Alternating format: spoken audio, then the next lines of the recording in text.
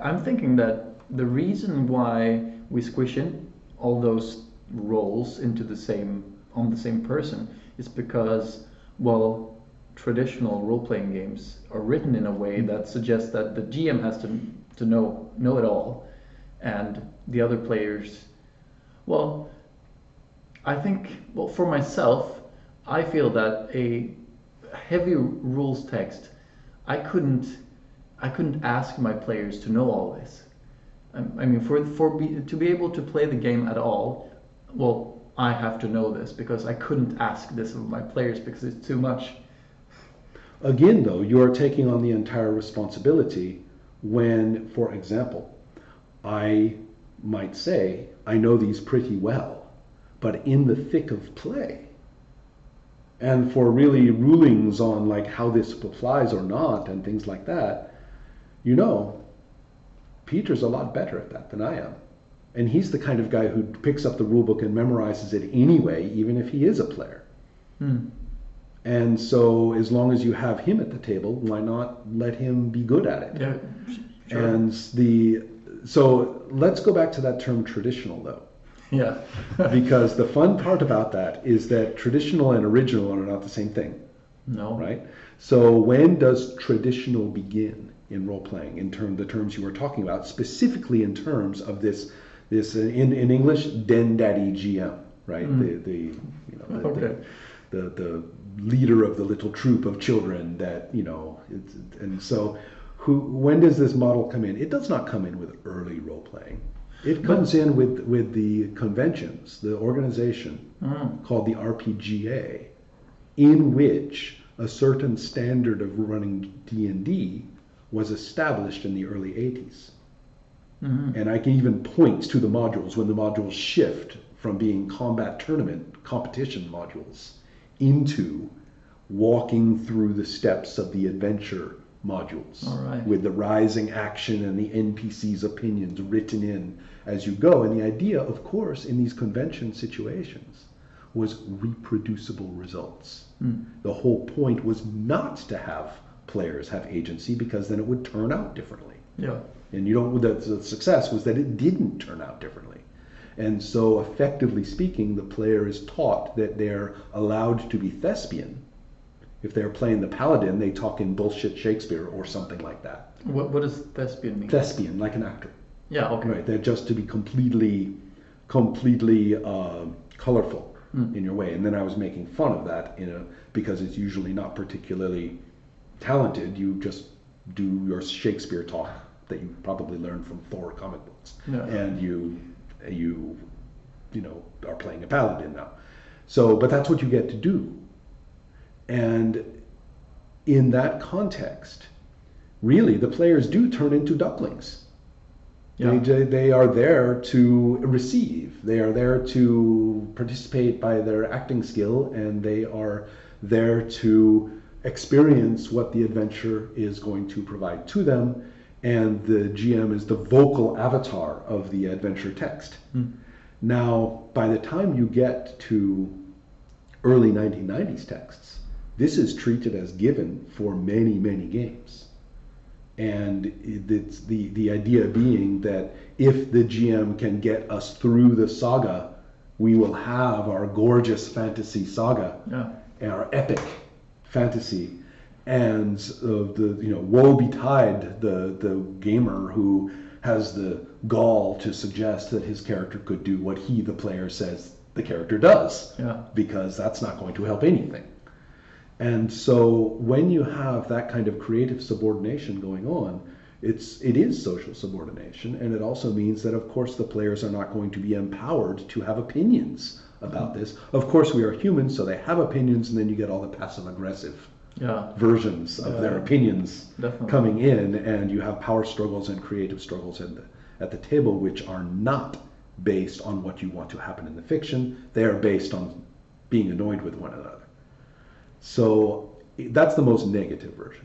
What I'm saying, though, is if you're looking across people who have been playing with the majority of role-playing texts, yes, you are going to find that the only person who feels empowered to go and seek answers or even find the right questions or to see what other people think. It's going to be the person who feels like they have some agency to do it at the table. And so I think we're talking about a pretty complex thing. We're talking about what to the word game master. And then you are looking at, I think, a side effect of that. Yeah. Because I think when people are somewhat more empowered at the table, and I don't necessarily mean that they get to make stuff up in the story and things like that. What I mean is that they are empowered to act upon the existing system and knowing that we are going to abide by it. It's not subject to extrajudicial, overrides. That if you are able to play like that, then you feel like you are really sitting at the table with people who are listening to you and paying attention to what you roll on the die and respecting that. And then I think you're going to find people who are pretty vocal, pretty interested, pretty active in seeking dialogue about play.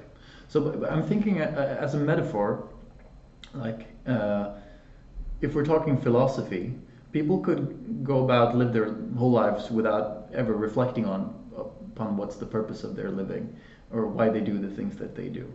And they could have a perfectly happy life. But then,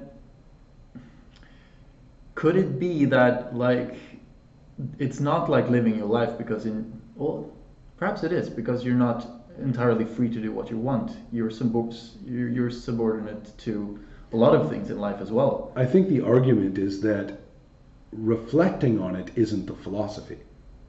Reflecting on it is dialogue, is philosophical dialogue, but that everybody is philosophically active, whether they talk about it or not, whether they personally analyze it or not. The idea being that this person living their life is not just that you're describing. Perhaps this Edenic person, this person living in their unreflective Eden of, the fulfilled life, is perhaps, we should say, that person is indeed philosophically pursuing something. What is it that leads them into situations that they like? What leads them into situations that they don't like? What presumptions are they bringing to their lives? All of those things mean the person does have a philosophy.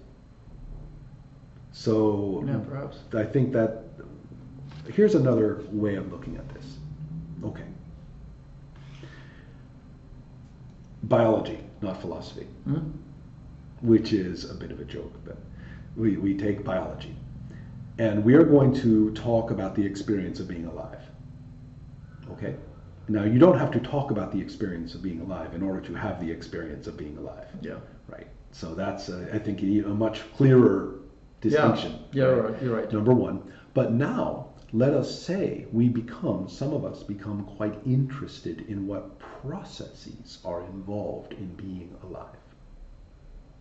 What's really fascinating about those processes, and particularly at the most basic cellular levels, is we don't perceive them. You do not perceive the metabolism in each one of your cells. You do not perceive. There are certain internal indicators that we do have, but they are very much at the tissue and bulk level. Things like blood sugar throughout your entire circulatory system, things like that.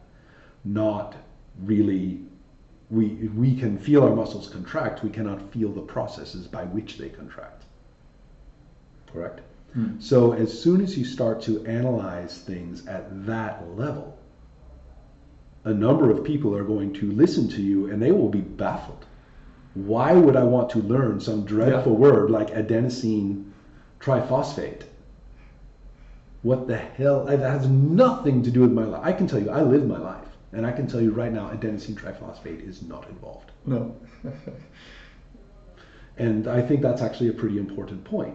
That there is a degree of analysis in which you are investigating the processes and functions of things that are not going to be immediately relatable to the people who actually experience them, which includes yourself. And you will be analyzing things at a level that is sometimes disturbing because it has a massive causal impact, like, for example, whether you die which I assure you has something to do with adenosine triphosphate, and it's kind of important. Yeah. But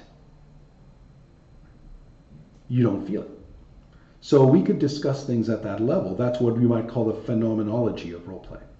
You are looking at processes that go on that we do not perceive that we do, and even if we tried, we don't even have the perceptual mechanisms, right, to really get at them. And then you can say, all right, that's really tough. Let's get to this physiological level about things that we can feel and stuff like that. And even that can be a little bit disturbing. That's when you say to somebody, you know, you and Peter got pretty uncomfortable with each other.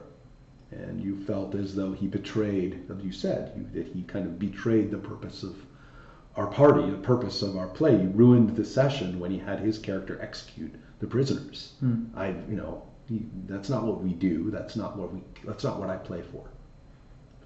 That's what, then I can say, oh, I have some vocabulary for you. There's something called a line. The things you do not want to have in this game. That's your line. Now, how do we deal with lines? Are there techniques to deal with lines? The only technique that a lot of people know is if you cross it, I'm upset. Yeah. And that's the only technique they have. Is that a good technique for anything? No, it's not. What about mechanisms by which you can inform the person that they're at a line? And we know that we're not crossing lines. Yeah. What's kind of nice about that is sometimes you discover your lines are more scary than you thought. So the person, you feel as though this is getting uncomfortable, and then you're like, wait a minute, I'm okay with them executing these prisoners, after all. So you don't know where your line is, no, exactly. right, often. But so that's a good thing, right, Yeah. that we're not having some sort of tedious discussion beforehand about what we will or won't do. But we know lines exist, right? I have had people cross lines that ruined the session for me.